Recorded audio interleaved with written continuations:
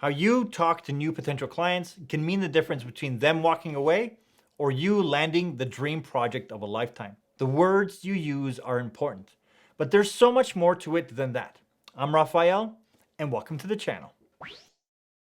If you're talking to clients, that means that you're 90% of the way there to being hired. They are talking to you because they saw something in your portfolio that makes them feel that you are the right fit. Talking to them is more about convincing them that you will be the right fit to work with them, that you line up with their ideals and you seem like someone they'd like to work with. And this is where you fill them with confidence that you can actually do the job. In those key first communications, you have to keep it very positive. Remove any negatives. Avoid words such as don't, can't, shouldn't, wouldn't, no, not possible, or too difficult.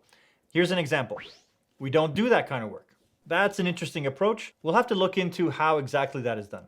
In both these cases, it communicates that it's not something that you know how to do, but the first one completely closes the door on the subject, and the second one keeps the conversation open and shows that you're willing to explore it. Here's another example.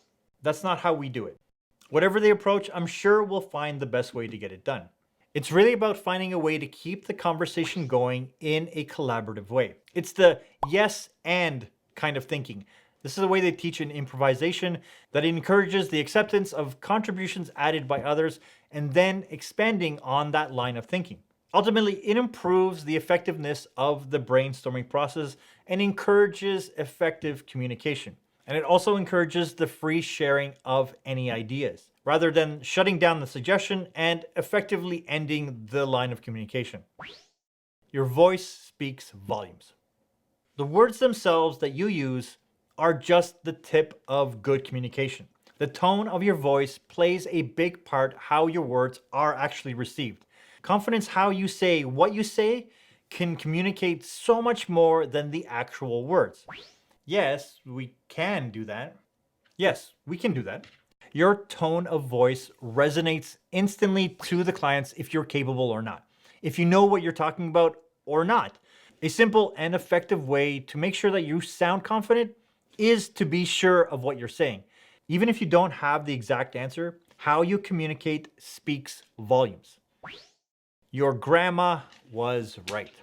An extension of tone of voice is your body language. If you are meeting in person or doing a video call, be very aware how you are presenting yourself. All the advice your grandparents gave you, sit up straight, tuck in your shirt, chew with your mouth closed, all apply here. Anything that can be off-putting will be considered a lack of confidence. And to be clear, I mean dress how you would dress normally, but make sure it's not an offensive t-shirt, trim up your beard, sit comfortably but confidently, and make sure you don't slouch, you animal. Did you hear that? One of the biggest things when talking with clients is to really listen. They may not say exactly what they want. They may not even know what they are looking for, but they will tell you enough if you're truly listening to understand what they are looking for. Even the simple action of repeating their words back to them really shows how you are actively listening. And ultimately, it is your job to understand why they are coming to you in the first place. Is it to help them solve a problem? Is it more sales? Or is it clicks or even brand recognition? You need to be able to decipher what they are asking for and what they're looking for. This is why listening is so important, because it will help you find out what their actual needs are. Most clients will come saying that they need a video or 10 videos, a photo shoot, a website, whatever the thing is. But what are they trying to achieve? What is that one thing they are actually trying to achieve? What are the actual results that they're looking for? Why are they coming to hire you in the first place? How would they measure that success? For instance, if they were looking for a video, would that video's job be to get them more clicks to a link or a call to action specifically? Who is their target audience and what do they want that target audience to do? Do they want more sales, more clicks, more views, a bigger audience? These are all things that you need to find out when you're talking to the client, and it will help you understand why they come to you and how you can better fit with that project. And because you can't really guarantee any of those types of metrics, you have to be very clear on that stance. If you're already talking with a client, then they are coming to you to help them solve that problem through the medium that they stated, video, photo, website, whatever. Make sure you focus your attention on what the other person sees as a home run. Ultimately, you want to be in the mindset that thinks, how can I serve this client best? What will actually get them results and not just a paycheck for you? Money and budgets are a fickle thing.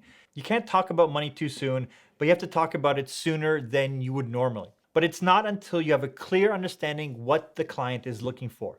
A 30-second video can mean vastly different things and have vastly different budgets. There isn't one budget that covers all aspects, but you do have to ask about their budget, which most of the time they won't want to tell you. But trust me, they roughly know how much they want to spend. So once you know the what behind their ask, you can give them a rough range of how much something will cost.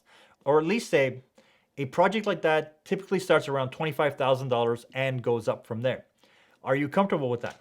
And you will very quickly know if they are serious to work with you or if they're just looking for the lowest price. And at that point, I would want to avoid that. Once you have stated your price, don't negotiate against yourself. This is key. The number you sent out is the number that you feel is fair for your services. And if they say that it's too much, you don't need to lower your price. If anything, lower the deliverables to fit into the price. Either way, you do have to talk about money with confidence. Check out the link in the description for a video specifically on that. There is no perfect script, and all clients are different, and you have to know the audience that you are speaking with. Be clear and concise and give context as much as possible. This is all the stuff that has worked for me and how I approach talking to clients, and it may not be the only or best way that works for you. Take the stuff that resonates in this video and leave the rest, honestly. And know that there are good clients, there are clients that you want to work with, and clients that you should want to avoid. You always want to be building relationships, your skill base, your network, your bank account. So anything that doesn't push your goals forward, you should be willing to pass on it. If your gut is telling you to run for the hills, you should listen, or you're going to pay the price for that. You want to work with people that you like, with people that seem very sincere and genuine. Because clients that want to work with you will typically be the ones that have a good network that they will recommend you to.